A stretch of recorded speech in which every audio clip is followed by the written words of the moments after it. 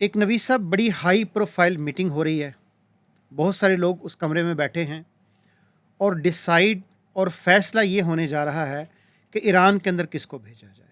تو ایک کیتھرین پیریز کا طے ہوتا ہے کہ یہ ایران کے اندر جائے گی اور وہ پوری نیٹ ورکنگ کرے گی، جس نیٹ ورکنگ کی بنیاد کے اوپر مستقبل کے نقشے کو تعمیر کیا جائے گا، بنایا جائے گا۔ یہ کیتھرین پیریز نکلتی ہے، ایک یمنی نژاد سے شادی کرتی ہے، تھوڑا عرصہ وہ شادی برقرار رہتی ہے، لیکن اس کے بعد وہ اس بنیاد کے اوپر ڈائیورس لے لیتی ہے کہ اب میرا تعلق فقہ جعفریہ سے ہے، اور وہ اہل تشیع کے اندر شامل ہو جاتی ہے اور اپنے آپ کو اہل تشیع ظاہر کرتی ہے۔ 2015 میں پہلی مرتبہ وہ ایران کے اندر ایک صحافی کے روپ میں داخل ہوتی ہے، اور آپ اندازہ لگائیں نوید صاحب کہ جب وہ ایران کے اندر داخل ہوتی ہے ایک محققہ، ایک ریسرچ، ایک جرنلسٹ کے روپ کے اندر، تو اتنی تیزی کے ساتھ کنیکٹ کرتی ہے دنیا کو کہ چند ہی سالوں کے اندر اندر وہ اس ملک کی ایلیٹ اور ہائی کلاس تک اپنی رسائی کو ممکن بنا دیتی ہے۔ آپ اندازہ لگائیں نبی صاحب کہ خامنائی تک اس کی رسائی ہو جاتی ہے، اور خامنائی صاحب کی جو ویب سائٹ ہے اس کے لیے وہ مضامین لکھتی ہے، تہران ٹائمز کے اندر وہ مضامین لکھتی ہے۔ یہ سارا کام وہ کرتی ہے 2015 سے لے کر 2018 تک نوید صاحب، وہ پوری ایک نیٹ ورکنگ کر کے ایران کے اندر پورا ایک نیٹ ورک مکمل کر کے یہاں سے نکلتی ہے، اور 2021 میں نوید صاحب وہ اسرائیل ٹائمز کے اندر مضمون لکھتی ہے اور اپنی اس ساری کارگزاری کا حال بیان کر دیتی ہے کہ میں نے یہ کارنامہ 3 سال کے اندر اندر ایران کے اندر سر انجام دے دیا۔ جب یہ مضمون تہران ٹائمز کے اندر آتا ہے نوید بھائی، تو ایک ہلچل مچتی ہے کہ ہمارے ساتھ کیا ہو گیا۔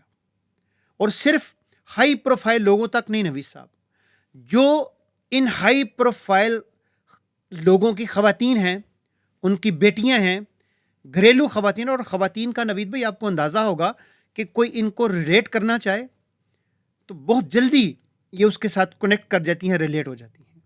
تو ان خواتین کو ریلیٹ کر کے پورے کی پوری ایرانی سوسائٹی کو اپنے شکنجے کے اندر لے کر کہاں کہاں چپ لگائی، کہاں کہاں اے آئی کو یوز کیا، کہاں کہاں کون سی معلومات کو شیئر کیا، جس کی بنیاد پر کیا ہوا کہ جس کی بنیاد پر ہائی پروفائل ٹارگٹ کو ٹارگٹ کرنے کے اندر انتہائی چابکدستی کے ساتھ اور انتہائی تیزی کے ساتھ ان لوگوں نے یہ کام کیا۔ اس کا نتیجہ کیا ہوا نوید صاحب؟ اس کا نتیجہ یہ ہوا کہ تہران کے نزدیک اسفج آباد ایک آبادی ہے جہاں پہ ایک ڈرون فیکٹری لگتی ہے۔ ڈرون فیکٹری کون لگاتا ہے؟ اسرائیل لگاتا ہے۔ اس کے اندر ڈرونز بنتے ہیں، کس کے لیے؟ ایران کے اوپر حملہ کرنے کے لیے۔ اس کے اندر سے ڈرونز اڑتے ہیں کس کے اوپر حملہ کرنے کے لیے؟ ایرانین جو ہائی پروفائل لوگ ہیں ان کے اوپر حملہ کرنے کے لیے۔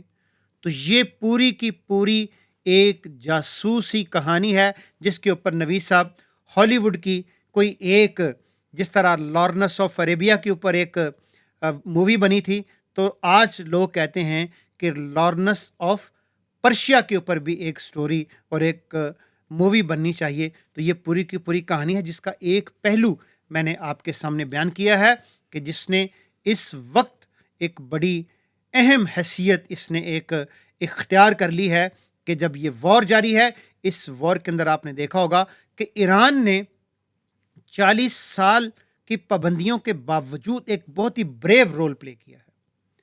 اور اگر یہ انٹرنل سیکورٹی لیبس نوید صاحب ایران کے نہ ہوتے تو پکچر بالکل ہی ڈفرنٹ ہوتی، واللہ ہے۔ مطلب یہ انٹرنل سیکورٹی لیبس اگر ایران کے نہ ہوتے، آپ دیکھیں کہیں سے بھی آ کے ایران کو باہر سے کسی میزائل نے، کسی چیز نے ہٹ نہیں کیا۔ جتنے ہائی پروفائل لوگ ٹارگٹ ہوئے کہاں سے ہوئے؟ ود ان ایران ہوئے ہائی پروفائل۔ اور اگر یہ نہ ہوتا، یہ سیکورٹی لیبس نہ ہوتے، چیزیں ڈفرنٹ ہوتی نوید صاحب، تو پکچر واللہ ہے نوید صاحب بہت ہی ڈفرنٹ ہوتی۔ تو اس لیے وہ جو کہتے ہیں کہ یہ چو مکھی لڑائی ہے، تو آج کے دور میں نوید بھائی یہ چو مکھی لڑائی نہیں ہے، 1000 محاذ ہیں، لاکھ محاذ ہیں جس کے اوپر آپ کو لڑنا ہے، ویجیلنٹ رہنا ہے۔ تو آج ہم اسی کے اوپر کچھ گفتگو کریں گے، کچھ بات کریں گے، جس کا ایک ہلکا سا خاکہ میں نے آپ کے سامنے پیش کیا ہے۔ اصل میں نصر اللہ بھائی یہ ایک بڑی آپ نے دلچسپ ایک حقیقت جو ہے اس کو بیان کیا ہے، اور اس کا ون آف دا پارٹ یہ ہے کہ ایک پہلو یہ بھی ہے، ایسے کئی اور پہلو ہوں گے جو ظاہر منظر پہ نہیں آئے یا ایکسپوز نہیں ہوئے یا ابھی تک آئیڈینٹیفائی نہیں ہوئے، تو وہ بھی وقت کے ساتھ ساتھ سامنے آ جائیں گے۔ اچھا، تھوڑا سا آپ پیچھے چلیں تو یہ آپ کے علم میں ہے کہ جب یہ خلافت عثمانیہ کا زوال ہوا اور ادھر سے مغلیہ کا، تو 3 بڑی ریاستیں مسلمانوں کی تھیں۔ ایک مغلیہ تھے، یعنی یہ برصغیر میں، ادھر عثمانی تھے، اور اس طرف صفوی تھے یعنی ایران۔ تو یہ تینوں کا جو ایک سٹائل ہے نا وہ حکمرانی والا ہے۔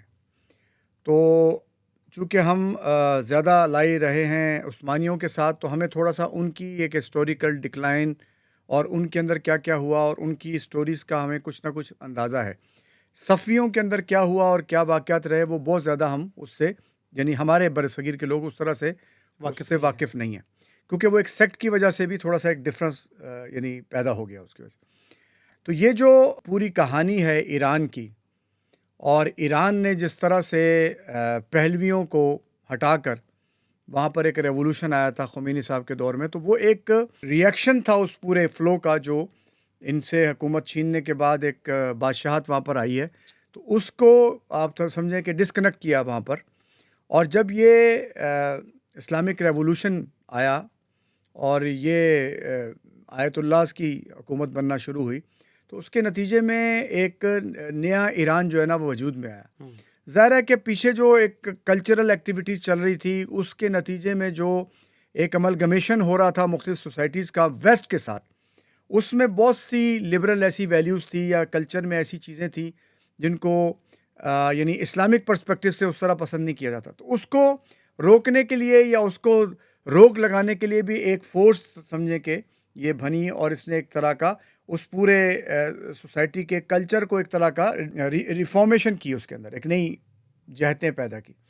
اچھا، اب یہ بہت عرصے کے ساتھ جو ہے نا وہ ایران جو ہے وہ چل رہا تھا، لیکن آپ کو یہ یاد ہوگا کہ جیسے یہ ریولوشن آیا تھا اس کے فوراً بعد ایران اور عراق کی جنگ کرا دی گئی۔ جی بالکل 8 سالہ اس جنگ کے اندر بھی رسول اللہ بھائی آپ یہ دیکھیں کہ صورتحال یہ تھی کہ وہ جو باڑ کو یعنی جو باؤنڈری کو لگانے کے لیے باڑ کی تاریں تھی، وہ بھی ایران دنیا کے لوگوں سے مانگ رہا تھا، اس کے پاس تھے نہیں۔ وہ اتنی قسمہ پرسی کی حالت میں بھی اس نے 8 سال جنگ لڑی ہے، اور اس جنگ کے دوران ایران نے اپنے آپ کو بلڈ کیا ہے، اور اس کے بعد پھر اس کے اوپر سینکشن لگی ہیں یا جو اس کے حالات رہے ہیں، اس سب میں بھی ایران سروائیو کرتے کرتے کرتے اس پر پہنچا کہ اس نے اپنے آپ کو بہرحال ایک زندہ جاندار اور ویجیلنٹ قوم کے طور پہ دنیا کے سامنے پیش کیا۔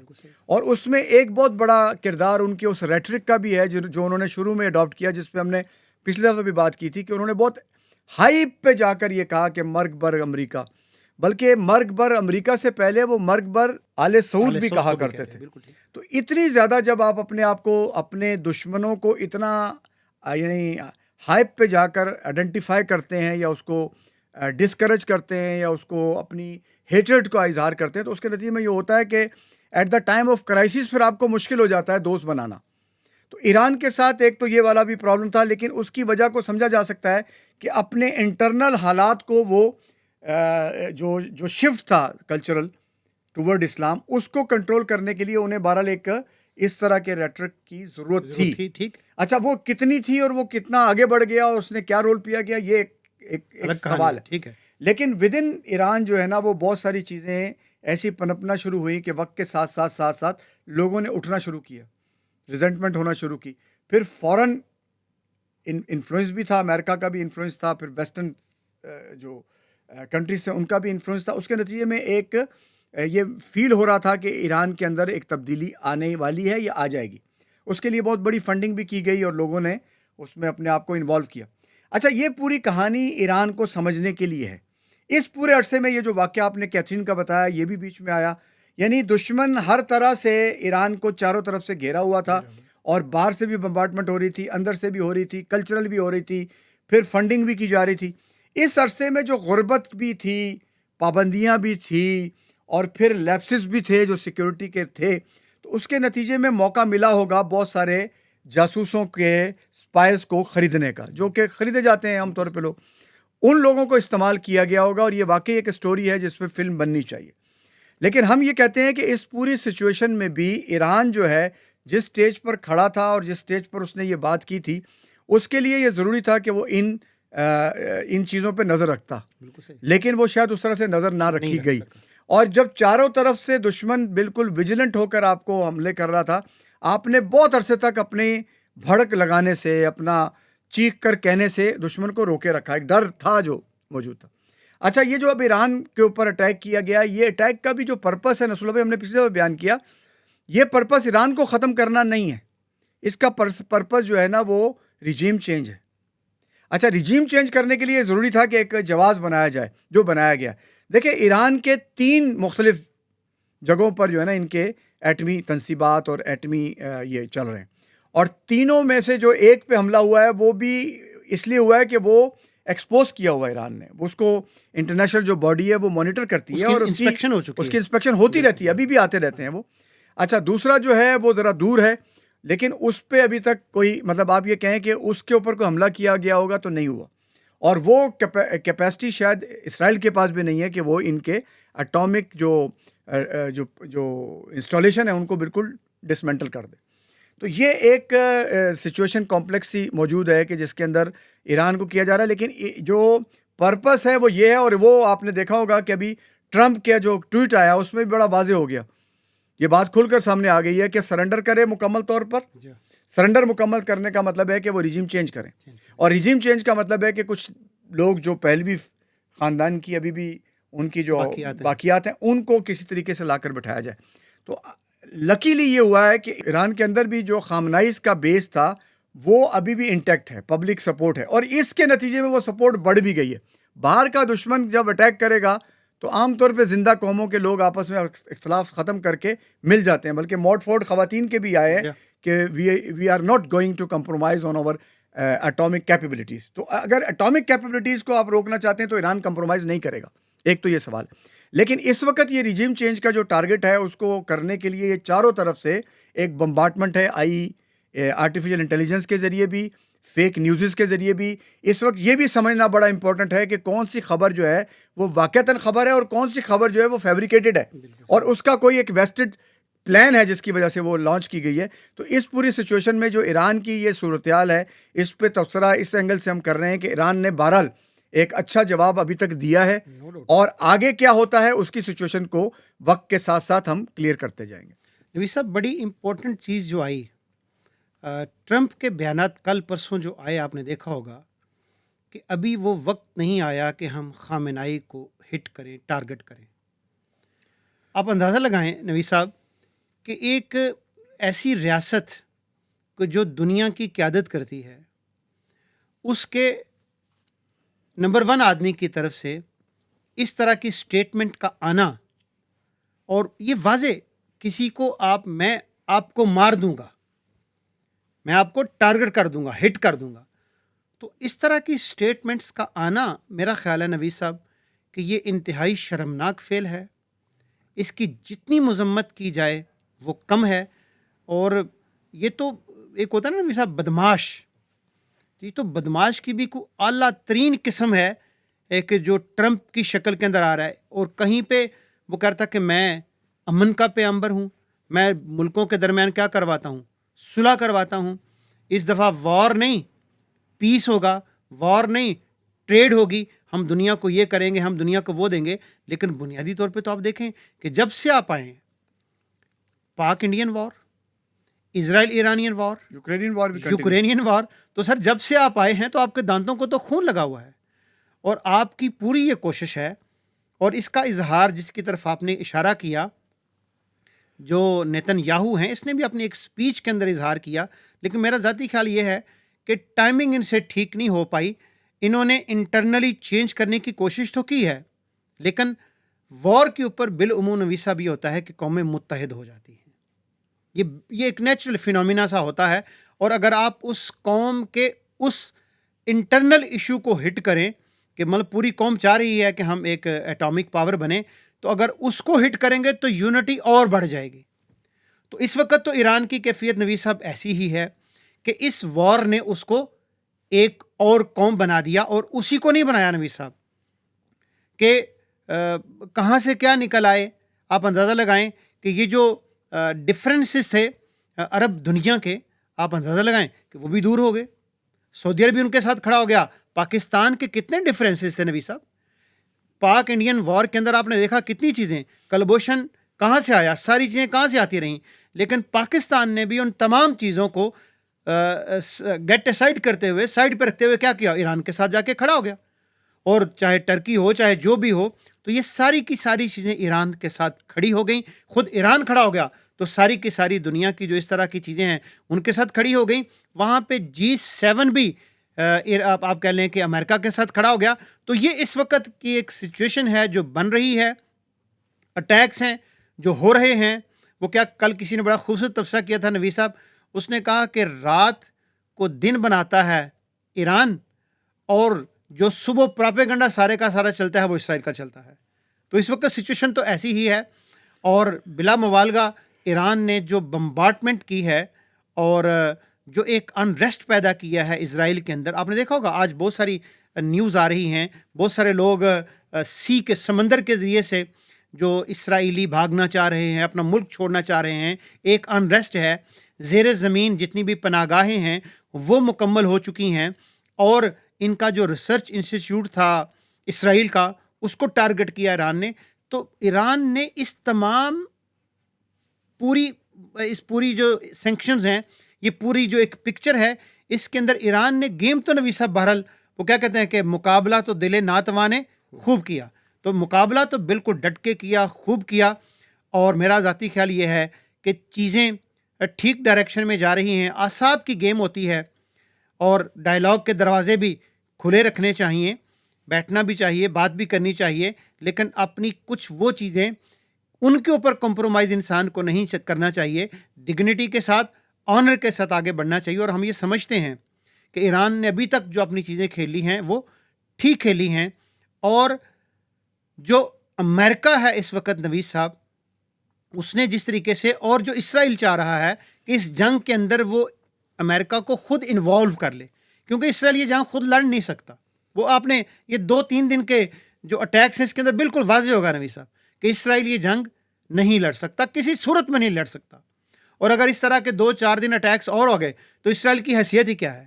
ایران تو اتنا بڑا ملک ہے، اتنا بڑا کنٹری ہے. اور فارس، ٹھیک ہے نا، وہ اللہ کے نبی صلی اللہ علیہ وسلم کے دور کے اندر بھی اس کی بعض گشت سنائی دیتی تھی. تو ایرانی قوم تو بہرحال ایک تاریخی قوم ہے، اس کی ایک ہسٹری ہے. تو اسرائیل تو کوئی ایسی چیز نہیں ہے کہ جو ایران کا مقابلہ کر سکے. تو یہ حالات ہیں.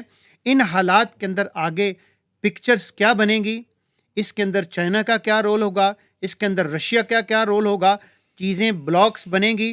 اور جس کی طرف ہم نے پچھلی دفعہ بھی اشارہ کیا تھا کہ میرا ذاتی خیال یہ ہے نویس صاحب کہ اس وقت no world order is existing at the moment in the whole world.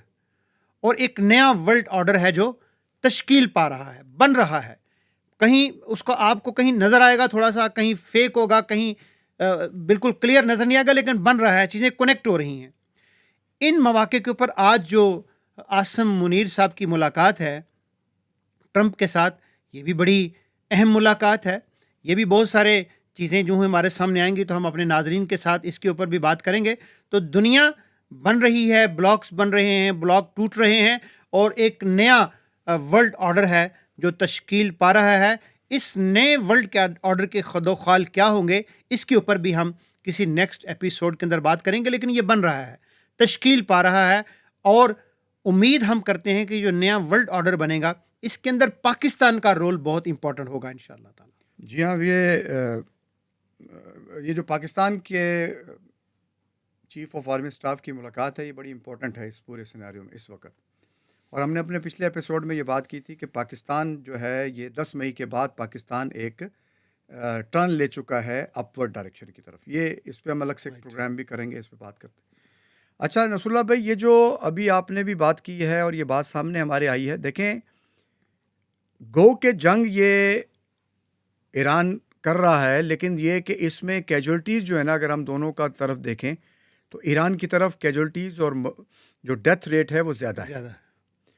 اور ہائی پروفائل بھی زیادہ لوگ ہوئے ادھر، ہائی پروفائل بھی ہوئے، لیکن یہ کہ ویسے بھی کافی لوگ وہاں پر ہوئے ہیں، زخمی بھی زیادہ ہوئے ہیں۔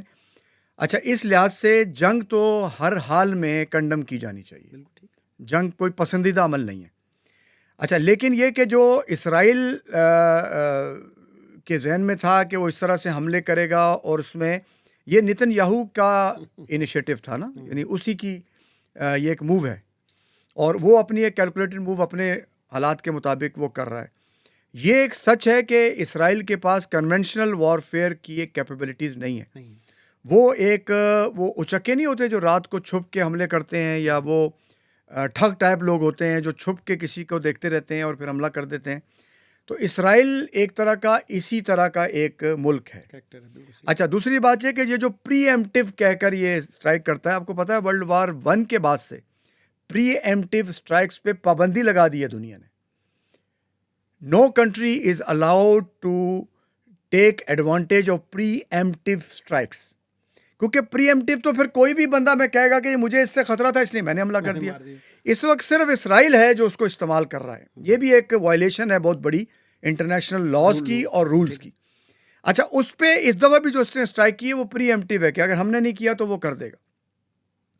دوسری بات یہ کہ آپ جو امریکہ ہے وہ کہتا ہے جی میں ثالثی کے لیے آؤں گا، تو ایران کا بڑا واضح موقف ہے کہ ہم آپ کی ثالثی کیوں مانیں، آپ تو پارٹ ہیں، آپ کے ساتھ آپ تو اس کو لے کر آئے ہیں گنڈے کو، اور آپ اس کو پیچھے سے شہ دے رہے ہیں، اور آپ ابھی بھی ہمیں دھمکیاں دے رہے ہیں کہ ہم آپ کو جو ہے وہ ماریں گے۔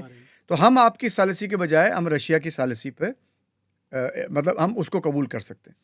دوسری بات یہ کہ وہ کہتے ہیں کہ ایران تہران جو ہے نا، وہ تہران میں رہنے والے لوگ خالی کر دیں۔ اب لاکھوں لوگ رہتے ہیں وہاں، کروڑ سے زیادہ کی بات نہیں صاحب، وہ اب ان کو اب خالی کرنے کی بڑی مرزقہ خیز قسم کی بات ہے۔ ایسی ہے جیسے کراچی کو خالی کر دیا جائے، اچھا، لاہور کو خالی کر دیا جائے۔ اب اس کے مقابلے میں یہاں تو لوگ نہیں چھوڑ رہے، دیکھیں غزہ میں بھی لوگوں نے مر رہے ہیں، چھوڑا نہیں ہے، لیکن ادھر اگر آپ اسرائیل میں جاتے ہیں اور جو نقشے آ رہے ہیں دیکھیں، اتنا کنٹرول کے باوجود بھی بہرحال وہاں کا جو ڈیمیج ہے، وہاں کا جو مورل ڈاؤن ہے، وہاں کے اندر جو ہراسمنٹ ہے، وہاں کے لوگوں کا جو امپیشنٹ بیہیویئر ہے، وہ سارا دنیا کے سامنے کھل رہا ہے، بلکہ لگ یہ رہا ہے کہ یہ کہیں اسرائیل ہے یا غزہ ہے۔ تو اس پورے حالات میں وہاں کے لوگ تو خود چھوڑ کے جا رہے ہیں۔ اگر یہ سٹرائکس ہوتی رہیں، دیکھیں نصر اللہ بھائی، اس وقت ایران کے پاس تقریباً 3000 میزائلز ہیں، 3000 کے قریب میزائل ہیں ابھی اس نے جو کیے ہیں۔ اگر یہ سارے میزائل وہ اس وقت جھونک دیتا ہے اس جنگ میں، تو اسرائیل ملیا میٹ ہو جائے گا۔ بالکل ٹھیک ہے نا۔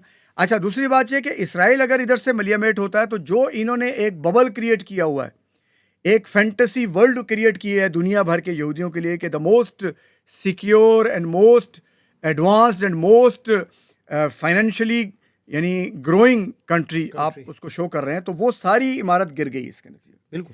تو نتن یاہو نے خود اسرائیل کو ایک ایسی مشکل میں ڈال دیا ہے جس میں اسرائیل خود پھنس گیا ہے، اور وہاں سے آوازیں آنا شروع ہو جائیں گی۔ تو مجھے لگتا ہے کہ ریجیم چینج جو یہ یہاں کرنا چاہ رہا ہے وہاں ہو جائے گی، اور یہ اگر ہوتا ہے تو یہ ایران کی بہت بڑی فتح ہوگی۔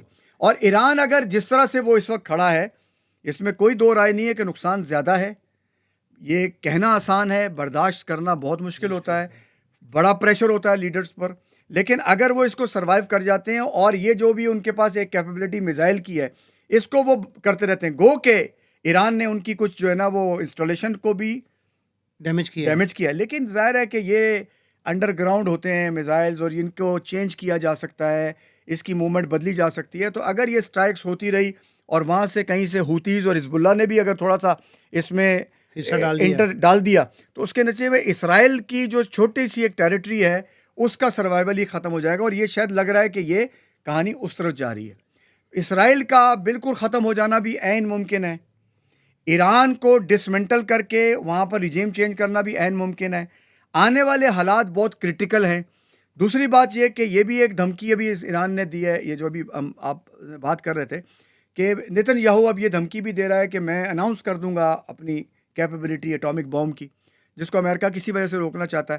اگر یہ اس طرح کے اس میں گیا اور ایسا کوئی ایڈونچر اس جگہ پر ہوا تو یہ پھر ایک پوری عالمی جنگ ہے، اور جیسے بعض ایسٹرولوجر بھی اس وقت پیشن گوئیاں کر رہے ہیں، اور یہ پیشن گوئیاں موجود ہیں، حدیث کے اندر موجود ہیں، تو وہ اینڈ آف ہسٹری ورلڈ جو ہے نا وہ سمجھیں کہ شروع ہو گیا۔ تو اگر یہ اس طرف گیا ہے تو یہ اور خطرناک چیز ہے. لیکن ابھی اس سب کا ڈیپینڈ کرے گا کہ ان دونوں کی جنگ اور دونوں کا موڈ اور ٹیمپرامنٹ کیا چیز سامنے لاتا ہے. لیکن دنیا کے امن پسند لوگوں کے لیے, دنیا میں رہنے والوں کے لیے بہرحال انہیں اس جنگ کو روکنے کے لیے ہر ممکن اقدام کرنا چاہیے اور اس میں اپنی رائے دینی چاہیے اور اس میں آگے بڑھ کر ایک کردار ادا کرنا چاہیے, کیونکہ جنگ کا رکنا بہرحال بہت ضروری ہے. لیکن جنگ کس قیمت پہ رکے گی یہ بھی ایک سوال ہے. کوئی قوم اپنی انسلٹ کی بنیاد پر کبھی بھی سرنڈر نہیں کرتی. اب دیکھیں یوکرین نے جو غلطی کی تھی, اپنے سارے اٹامک بم جو ہے نا وہ انٹرنیشنل باڈیز کو دینے کے بعد ڈسمنٹل کیے, آج اس کی کوئی مدد کرنے کو نہیں آ رہا. بالکل ٹھیک. تو آپ کو اپنی جنگ خود لڑنی ہے. آج جس دور میں جہاں پر کوئی ورلڈ آرڈر نہیں ہے, اگر کنٹریز نے اپنے سروائیول کو خود میک شور نہیں کیا اور اپنے اندر سیکیورٹی لیپسز اور جو گیجٹس اس وقت انٹرنیشنلی اور ٹیکنالوجیکلی اپیئر ہو رہے ہیں ان کو نہیں سمجھا, ان کی انڈرسٹینڈنگ نہیں لی, ان سے شناسائی حاصل نہیں کی, ان چیزوں کو, ان گیجٹ کو استعمال نہیں کیا, تو آپ جنگ نہیں لڑ سکیں گے. تو آپ کو اپڈیٹ بھی ہونا ہے, آپ کو دلیری بھی پیدا کرنی ہے, آپ کو سیکیورٹی کے میجرز بھی لینے ہیں اور اپنی جو عوام ہے اس کے اندر بھی ایک یونٹی اور پازیٹیو ہارمنی رکھنی ہے. ان کو سپریس کرنے والی جو مینٹالٹی ہے نا وہ نہیں چلے گی. اب اس کا مورال اپ کرنا ہے, اس کو ساتھ انگیج کرنا ہے, اس کو ساتھ لے کے چلنا ہے, ان کی باتوں کو بھی کوئی وے آؤٹ دینا ہے. آپ بالکل بند کر کے لوگوں کو نہیں چلا سکتے آج کے دور میں, کیونکہ جنگ اب چاروں طرف سے لڑی جاتی ہے. عوام بھی جنگ لڑتے ہیں, بالکل ٹھیک, جرنلسٹ بھی جنگ لڑتے ہیں, ٹیچرز بھی جنگ لڑتے ہیں, پوری قوم جنگ لڑتی ہے. تو اگر قوم کے مقابلے میں کھڑی ہے اور آپ کی قوم آپ ہی سے تنگ ہے تو آپ یہ جنگ نہیں لڑ سکیں گے. تو ادھر نتن یاہو سے بھی لوگ تنگ ہیں, ادھر ان سے بھی تھوڑے سے لوگ تنگ ہیں. اب دیکھنا یہ ہے کہ کون سے لوگ اپنے لوگوں کی اس جنگ میں اس کا ساتھ دیتے ہیں. تو جو اسرائیلی عوام ہے وہ تو بہرحال نہیں کھڑی ہوگی, کیونکہ وہ تو اس طرح کی جنگ کے متحمل نہیں ہے. لیکن یہ کہ یہ جو ایران ہے, ان کی ایک ہسٹری ہے کہ یہ سروائیو کریں گے, یہ ریزیلینٹ, ان کے اندر ریزیلینس فورس موجود ہے. تو یہ ایک اس طرح کی سچویشن ہے جس کو ابھی ہم نے دیکھنا ہے کہ جیسے ہم نے کہا تھا کہ آگے جا کر یہ سچویشن اور واضح ہوگی. ابھی تک دونوں طرف سے جو سٹرائکس ہوئی ہیں, ہم نے پچھلی دفعہ کہا تھا کہ ہمیں اندازہ نہیں ہے کہ ایران دوبارہ حملہ کرے گا کہ نہیں کرے گا. ایران نے 6 دفعہ حملہ کیا ہے, رات کو بھی جواب دیا ہے, دن کو بھی جواب دیا ہے, مختلف حوالوں سے جواب دیا ہے.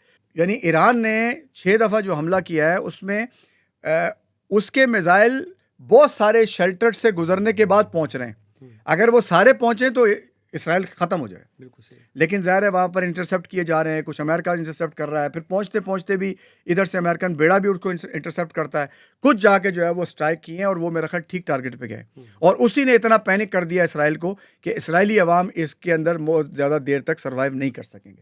تو یہ ٹیمپرامنٹ کا گیم ہے, انٹرنیشنل کمیونٹی کی پارٹیسپیشن کا گیم ہے, اور یہ اس بات کا گیم ہے کہ امت مسلمہ اس میں کیا سٹینڈ لیتی ہے. تو یہ 3-4 پوائنٹ جو ہے نا وہ بہت امپورٹنٹ ہیں اس جنگ کے. اور یہ جنگ جس طرح ہوتا ہے نا کہ جنگ کھیڑ نہیں ہوندی زنانیاں دی, اور جنگ آج کل جو ہے نا وہ لوکلائزڈ نہیں ہوگی, وہ پھیلے گی. اگر اٹامک بم استعمال ہوتا ہے خدا نہ خواستہ تو بھی پھیلے گی. اگر یہ جنگ میں کچھ اور فیکٹر جو ہے انوالو ہوتے ہیں تو بھی پھیلے گی. ادھر سے امریکہ آتا ہے, ادھر سے حزب اللہ اور یہ ہوتیز وغیرہ ساتھ شامل ہوتے ہیں تو بھی پھیلے گی. جو اب کی ہے حماس ہے وہ پہلے سے جنگ کے اندر ہے. تو یہ جنگ بہت پھیل جائے گی جس کو روکنا مشکل ہو جائے گا, اور جو امن پسند لبرل اور نیوٹرل قسم کے لوگ ہیں انہیں بھی بہرحال کسی نہ کسی سائڈ پر جانا پڑے گا. تو یہ خطرناک صورتحال ہوگی جس کو روکنا اور جس کی مذمت کرنا ضروری ہے. تو یہ حاضرین کرنٹ سچویشن اس وقت جو چل رہی ہے اس کی روشنی میں یہ ایران وار کا 3را ایپیسوڈ ہے جو ہم نے آپ کے سامنے پیش کیا. جو ڈیولپمنٹس آتی جائیں گی ہم آپ کے سامنے تجزیہ, آنے والے حالات, پالیسی ریفرنس کے ساتھ ہم آپ کے ساتھ شیئر کرتے جائیں گے. بس ضرورت اس میں اس بات کی ہے بالخصوص ینگسٹرز کو کہ آج کے یہ جو چینجنگ ورلڈ ہے, بدلتی ہوئی دنیا ہے, ہر لہجہ ہر آن دنیا بدل رہی ہے, ڈائنامکس بدل رہے ہیں, چینج ہو رہی ہے دنیا. اس چینج ہوتی ہوئی دنیا کی نبض کے اوپر ہاتھ رکھنا ہے, راستے نکالنے ہیں, ویجیلنٹ رہنا ہے. اور 10 مئی کے بعد جس کا تذکرہ ہم بار بار کر رہے ہیں, 10 مئی کے بعد کا جو پاکستان ہے جس کے اوپر ہم الگ سے بات کریں گے, 1-2 دنوں تک ڈیٹیل میں آپ سے بات کریں گے, تو یہ جو 10 مئی کے بعد کا پاکستان ہے، یہ جو دنیا بدل رہی ہے، اس بدلتی ہوئی دنیا کے اندر بہت اپرچونٹیز ہیں. تو آئیے ان اپرچونٹیز کو مل کر ایکسپلور کرتے ہیں، اور پاکستان کو، ایران کو، ٹرکی کو، اور یہ جو پوری کی پوری گلوب کے اوپر پھیلی ہوئی امت ہے اور ینگسٹر ہے، چاہے وہ غزہ کا ہو، چاہے فلسطین کا ہو، چاہے کہیں کا بھی ہو، جس کی آنکھوں میں خواب ہے، جو دوبارہ سے دیکھنا چاہتا ہے اس عروج کو، اس ولولے کو، کہ جس نے نکل کے صحرا سے جس نے روما کی سلطنت کو الٹ دیا تھا، سنا ہے یہ قدسیوں سے میں نے، وہ شیر پھر ہوشیار ہوگا. تو یہ وہ ایک خواب ہے کہ جو اس امت کو دیا گیا ہے، اور اس نے دوبارہ سے ہو کر رہنا ہے، آج ہو، کل ہو. اور نبی صاحب منور حسن مرحوم کے الفاظ میں وہ کہا کرتے تھے کہ اسلام میں تو غالب آنا ہے، اب چاہے عزت کے ساتھ قبول کرو، چاہے ذلت کے ساتھ قبول کرو، تو اس نے غالب آنا ہے، اور یہ غالب آنے کے لیے ہے، اور یہ غالب آ کر رہے گا. تو کنیکٹ رہیے، جڑے رہیے، اور موٹیویٹڈ رہیے. انشاءاللہ گیم بدلے گا، بازی پلٹیں گے، اور دنیا کو امن دیں گے، جنگ نہیں دیں گے. دنیا کو سکھ اور چین دیں گے، دنیا کو خوشحالی دیں گے. ہم ہی نے دنیا کو خوشحالی دی ہے جب بھی دی ہے. انسانی تاریخ پوری اٹھا کر دیکھ لیں، مسلمانوں کے دور کے اندر جو ڈیولپمنٹ اور جو ترقی، جو امن اور جو خوشحالی ہوئی ہے، وہی دور دنیا کا امن کا، خوشحالی کا دور رہا ہے. وہ دور پلٹے گا، اور انشاءاللہ وہ آ کر رہے گا. کنیکٹ رہیں، جڑے رہیں. پاکستان زندہ باد، پاکستان پائندہ باد.